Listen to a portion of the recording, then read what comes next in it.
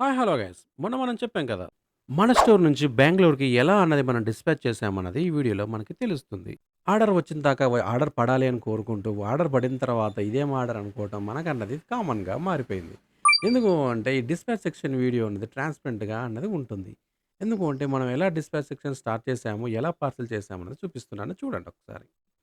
మీలో కూడా ఎవరికైనా డౌట్‌గా ఉంటే ఈ ప్యాకింగ్‌లో అన్నది మీరన్నది కంప్లీట్‌గా మీ డౌట్స్ అనేవి రివీల్ అయిపోతాయి.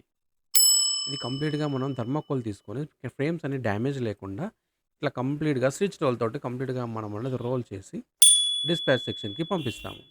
అక్కడ లేబుల్ ప్రింట్ అయిపోయిన తర్వాత మనం డైరెక్ట్‌గా అన్నది కొరియర్ డిపార్ట్‌మెంట్ దగ్గరికి వెళ్ళేసి కొరియర్ డిపార్ట్‌మెంట్‌లో దీన్ని హ్యాండ్ ఓవర్ చేసేసి బిల్ కొట్టేస్తాము. వితిన్ అది 2-4 డేస్‌లో మీకన్నది డెస్టినేషన్‌కి రీచ్ అవుతుంది. ఇదండి ఆర్డర్ యొక్క వాల్యూ. ఇది మనం శనివారం డిస్పాచ్ చేసాము. వాళ్ళకి ట్యూస్‌డే రోజు బెంగుళూరు డిస్పాచ్ సెక్షన్ కంప్లీట్ అయిపోయింది. ఈ ఆర్డర్ ఇలాంటివి కావాలనుకున్న వాళ్ళు మన ఇన్‌స్టా అకౌంట్‌ని ఫాలో చేసేయండి. అండ్ అలాగే యూట్యూబ్ అకౌంట్‌ని సబ్స్క్రైబ్ చేసుకోండి.